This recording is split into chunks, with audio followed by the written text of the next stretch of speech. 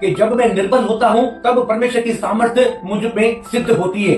तो दोस्तों, पौलुस इतना बड़ा चेला, पौलुस के द्वारा बड़े बड़े काम प्रकट हुए थे, बाइबल के अंदर लिखा हुआ है। उसने बीमारों को चंगा किया, मुर्दों को जिंदा किया, उसके रुमाल को छूकर, अंगूठे से छूकर बीमारों को लगाकर बीमार चंगे हो जाते थे। इतना परमेश्वर का बड़ा महान दास अगर वो कहता है कि तुम सदा आनंदित रहो, तो कुछ तो बात होगी, कुछ तो हमें सीखना पड़ेगा पौलुस से, कुछ तो हमें पूछना पड़ेगा पौलुस भाई से कि भाई तुम कैसे हर समय आनंदित रहते थे, तुम कैसे निंदाओं में, दरिद्रता में और निर्बलताओं में घमंड करते थे, कैसे करते थे? ये हमें सीखना पड़ेगा पौलुस से। अगर हम पढ़ेंगे 2 कुरिन्थियों 6 अध्याय, तो वहां पौलुस भाई ने बहुत बड़ी लिस्ट तैयार करके रखी है कि मैं बहुत तकलीफें में, दुखों में रहा हूं, जैसे कि जाति वालों के जोखिमों में, समुद्र के जोखिमों में, डाकुओं के जोखिमों में, गरीबी में, उपवास में, नंगाई में, ऐसी कई बातें लिखता है। कई बार मैंने 39 कोड़े खाए, बैते खाई, यहूदियों के द्वारा मुझे सताया गया, जेल में डाला गया, मुझे मारा गया। इतना बड़ा दुख उठाने के बाद भी पौलुस कहता है, मैं तुम्हें कहता हूं प्रभु में सदा आनंदित रहो, फिर कहता हूं तुम आनंदित रहो।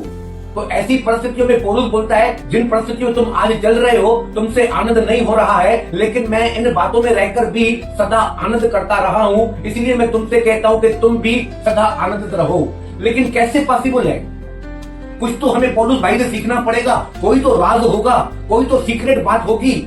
अगर इन तमाम तकलीफों में, दुखों में, समस्याओं में, बीमारी में, गरीबी में, कर्जों में, अशांति में, इन तमाम दुखों के बावजूद भी अगर पौलुस कहता है तुम हर बात में धन्यवाद करो, और पौलुस कहता है कि तुम प्रभु में सदा आनंदित रहो, क्योंकि मैं एक बात जानता हूं, मैंने पौलुस भाई से सीखी है, जो बहुत अच्छी बात है पौलुस के अंदर। वो कहता है कि कहीं ऐसा ना हो कि जिन बातों का मैं खुद प्रचार करता हूं और मैं ही उन बातों में फंस जाऊं। इसका मतलब है पौलुस कहता है मैं प्रचार उन बातों का करता हूं जिन बातों को मैं अमल करता हूं, जिन बातों पर मैं चलता हूं, उन्हीं बातों का प्रचार करता हूं। यानी कि अगर पौलुस कहता है कि तुम सदैव आनंदित रहो, यानी वो भी सदैव आनंदित रहता था, हर दुख में, हर तकलीफ में, हर समस्या में।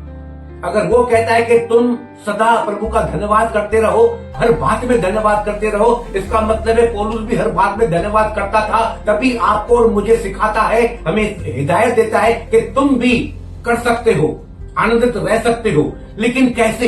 ये कैसे पॉसिबल है? तो दोस्तों, कल हम उन बातों को कुछ सीखेंगे कि कौन सी बातें हैं, कौन सा ऐसा सीक्रेट है कि हर तकलीफ में भी हम परमेश्वर का धन्यवाद कर सकते हैं और आनंदित रह सकते हैं। हम जरूर उन बातों को कल सीखेंगे। तब तक के लिए गॉड ब्लेस यू। जय मसीह।